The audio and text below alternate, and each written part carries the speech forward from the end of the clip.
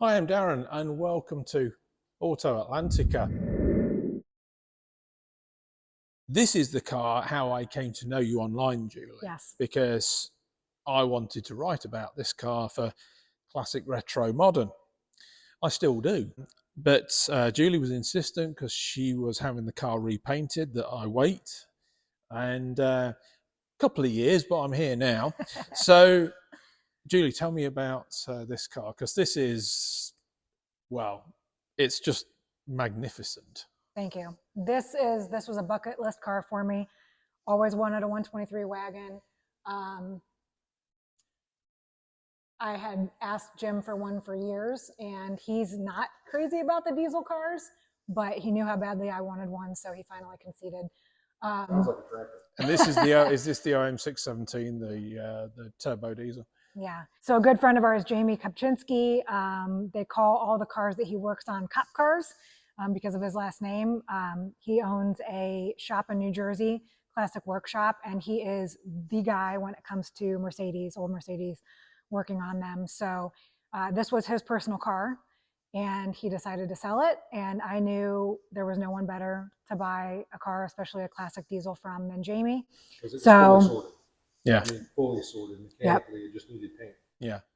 So and he told us that everything's like works on a vacuum with these, doesn't it? Yes. And it's often that system that sort of fails in places that people tend to neglect. Right. And if you lose vacuum, you can't turn it off. Right. I've heard stories about that.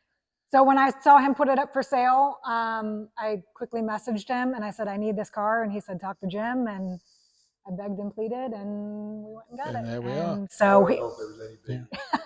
Aren't these the ultimate post-apocalyptic cars? Because you can literally you can start it, up, pull the battery out, and snip the wires to the alternator, and it'll run. And it'll run, Yes. yeah. But it's been a great car, fully repainted, and then we happened across a 240D in Chicago that had a 4-speed manual, and the car didn't run. Let's go over that. She wanted a manual. She's like, I want a manual. I want a manual swap this car. And I said, fine. She didn't have to cross it. She was looking. This pair don't argue, by the way, and I have a feeling that I might instigate one. So we'll have to gloss over this quite quickly. So I found a car with a 4-speed manual. The car didn't run, so we went to Chicago, there and back in a day. And that gearbox went in this. With the kids and the dog in the back, and went and picked up the 240D, and he swapped the manual transmission for me. So that's really what makes this car, I think, unique, because they never made the 300 TD in manual, right? At least not in the US. They never sold the wagon in the States with a manual. Yeah. And they never put a manual behind it. Okay. Mm-hmm. Yeah, So I know really in makes it Europe, because unique. the diesels weren't, I mean, the 240D was quite common, the 200D, which I don't think they had the 200D over The here. 240D was the only manual 1, 2, 3. Yeah. But they were all taxis, and they all got beat to death. I remember being in Lanzarote in the mid-90s, being picked up in a 12-month-old W124 diesel, and the thing looked like it had been through a quarry. I mean, there was a dent in every panel. Yeah. And the thing was a year old. You know? So these hubcaps, then, these are Mercedes. They look like the originals. They just don't have the coloured centres.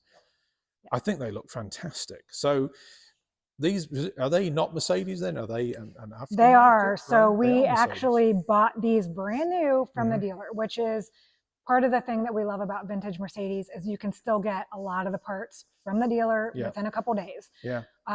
So Jim's at the dealer multiple times a month picking up parts. So yes, we bought these hubcaps brand new. They're supposed to be painted. I prefer them unpainted. Some people will disagree, but I think they make the car. I need to go to their dealer, because when I needed carburetor floats for my 230, I was able to go to a dealer, but in Germany. So these wheels, now these are quite something. Yes. These are AMG wheels. Yes. They're actually, they're reproductions. They're maxi lines. Okay. But they look incredible. Now, I've seen, you've been in this car to the Gervais winery, for instance, in this. I mean, it's a perfect car to go to a winery show in the summer, and isn't it? It really is. Tell me about this C107, because these are very rare compared to the R107, like 5% of production. And it was the only coupe that Mercedes built from a convertible chassis. Right, right. And they haven't done it. They never did it before, and they haven't done it since. All the convertibles or all the coupes were built from sedan chassis. And it's a slightly extended wheelbase. Yeah. Like 9 inches, I believe. Yeah. It's longer than our white wagon when you park them side by side. With the bumpers, with the US bumpers. Right. It's longer than our 4-door wagon. Yeah. Yeah. See, call me daft in the head, but this is one of the cars from this time where I actually preferred the US bumpers. I just felt rather like the Rover SD1, which was very short-lived in the States. It was one of those cars that I felt it just gave it a bit of added girth. It just looked more substantial. It's the kind of car that, you know, if it was coming towards you, it kind of looks like, you know, move over or you know, be destroyed, so to speak. So yeah, I always liked it on the R107. I guess that was from watching episodes of Dallas, you know, when I was young. You know, a lot of people obviously prefer the slimmer European which we have in the box. We're getting ready having said that, they're going to swap it anyway. We're getting ready to install Euro bumpers on it. But, you know, that's something I debated about. And the headlights, you know, we did something a little bit different with the yellow. You got the selective yellow. Yeah, but, you know, you were talking about the headlights on the 124 wagon. So, you know, some cars we prefer the US headlights. Some cars we prefer the Euro headlights. We actually had a set of Euro headlights for the R107 that we just sold. Beautiful, mint condition, brand new lenses, but I prefer the Euro headlights or the US headlights on the 107s. Yeah, they do look. It makes it look slimmer at the front. It's surprising what a difference it can make, and of course the indicators come out more to actually suit those headlights, because it was very, very similar deal, because the US was mandated then to having like 4 5.75 inch sealed beams, or 2 7-inch, and the W116, which is my hero, suffered the same fate. Yeah, you have one, don't you? Suffered the same fate, although I didn't think that was a good fit on the 116. The 116, the headlights, it doesn't work. No. It looks, because they're too deep. The surround's too deep. Much wider area. Yeah. And for 116. And they couldn't do anything about it, because the whole idea was you could get a new headlight from anywhere. You know, that's governments for you. You got to get one. You got to get Euro lights for 116. We have here what is, well, I just want to sort of like kneel down in front of it and kiss the ground. It's a W108, just an absolutely beautiful car. If you think of a Mercedes, you're likely to think of something like this. This was the precursor, of course, to the first S-Class, the W116. Came in 2 wheelbase lengths. The W109, which was the longer wheelbase, actually had self-leveling suspension, which we're talking 50 years ago. It was a remarkable feat of engineering, way ahead of their time. So tell me about this car, how you came across it, why. I mean, all the others, 70s, 80s, early 90s, and then we go right back to the 60s with this one. What year is this one? It's a 70. It's a 70, is it? So it is. Our very first vintage Mercedes was a W108. We had a 250S. I found it locally, didn't run well. Jim got it running a whole lot better, but it was carbureted. And it was always just a little bit finicky. And so loved that car. He built a custom teak roof rack for me for Mother's Day on it. But ultimately, we ended up selling it to a guy out in LA who now put it on air suspension, got it running top notch, and it's absolutely perfect.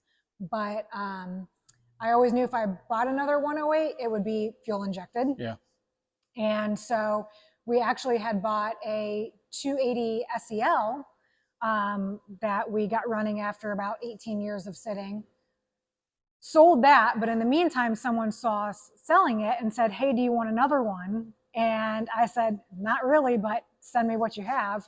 And he sent us this car. So this one only has 54,000 original miles on it. The owner was not a Mercedes guy, couldn't get it running right, put a ton of new parts on it. It's a beautiful car, but it never ran quite right. Yeah.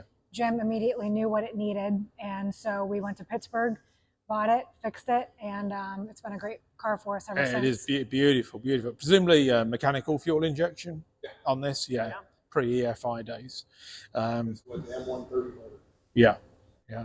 But very, very advanced. Well, if this would have been a V8, they were EFI. They were EFI. Yeah. V8s were EFI. Yeah. And this one's a straight six. This is a straight six. There we have it. But we've got one more. Last but not least, is not a Mercedes. This is a Porsche 911, or specifically a 997. 997 C4L. What year is this? 2006. 2006. So midway through production. Oh no, they went on to about 2013, didn't they? The 997. Anyway, I digress. So, why a Porsche? Because I had a Golf GTI that was a car that she saw when she first met me, and I had it for 19 and a half years. Yeah. And I think there was just a joking comment on I was too old for that car. And we had kids, and I think there were no seatbelts in the back. Just it was time to go. You have to grow up at some point, don't you, Jim? I know the feeling. I'm still trying to get there. But... I told her I'd sell it, but I'm going to buy a 911. She's like, okay. Yeah. So she found this, of course. She found it. Facebook Marketplace, by chance? No, PCA. Okay. So it was a guy who belonged to the PCA, had more Porsches than he can count, and was selling this specifically through the PCA. And we wanted to find a sports car with a back seat that our kids could ride in. So super nice guy. He's probably going to watch this video. Yeah. And it came with the Sport Classic wheels and also the stock lobster claw wheels with snow tires, because it's a C4S, so it's all-wheel drive. Yeah. And we have snow tires for it, so we can drive it all year round. Yeah. Yeah, I mean, that system, of course, really brought the 911 away from the old Widowmaker days of the 930, with all that weight and all that power right at the back. Plus, it keeps me from buying just rear tires. Yes, that's true. That's true. Because if it was two-wheel drive, that's what I would do. Yeah. Even so, keep the traction control on. Yeah, absolutely beautiful car, and it really tops off the collection, quite nicely. So you guys have two more Mercedes that you're working on, Jim. Just tell me quickly about those two. Well, it's a funny story. Our friend Tom, who owns those three cars, got married in Michigan, and she's always on the hunt. She finds a 300D manual in Michigan. She's like, "Oh my God, we can take the trailer." So we drove to the upper part of Michigan with our trailer, went to the wedding. In the meantime, she finds a W116 a little further up north of Michigan, which we kind of had to pass through. And it was an estate sale. And basically, it was like we just had to show up with the cash. Yeah. So the morning we left, the morning we woke up after the wedding, she had to call, and they're like, "Yep, the car's still here." So she called U-Haul and rented a trailer for the 300D in Clinton, Michigan, and we went to Saginaw to look at this other car, and we roped our friend Tony in to tow the other car home. So we went to our friend's wedding and came home with two cars. And the one was I've never met anybody that's done that. the 116 had a locked up motor, and it has been sitting since '93, and it's in fantastic condition. Yeah. So I found from our friend Jamie up in New Jersey. He had a car in his shop that was unrepairable. And so he put us in touch with the owner, and Julie talked her into selling it to us. And it had the Euro M110 motor, so it's 45 horsepower more. So that's what's going into the 116, and it's all together. I have to clean the fuel tank out. And, what are your plans for it? We're going to sell. You're going to sell that, and is that the case with the 201 that you're working on as Yes. well? Yeah. See, as you can tell, with the exception of the 108, sedans really aren't our thing, unless of course it was something special like an AMG or something like that. But the 190, that was 5 miles away from our house, and she found it on Marketplace, and that guy's phone blew up. And I went and looked at it and said, all right, I'll take it. And there was no key. The lock cylinder was messed up, so we couldn't start it. So I was able to get the motor to spin with a handheld starter switch. And I was like, all right, the motor spins. All right, I'll take it. And I have since got a coated lock cylinder from the dealer, but you can still buy them. And that's all in and everything, and it cranks. Fuel pump's dead, so it needs a fuel pump. That's coming. It'll be here today. Will it be here today? All right. So hopefully I can get that thing running, and we're gonna sell it. Oh, I love that car. I want a 201 so bad, and I want one with seal beam headlights so bad as well. Watch this space.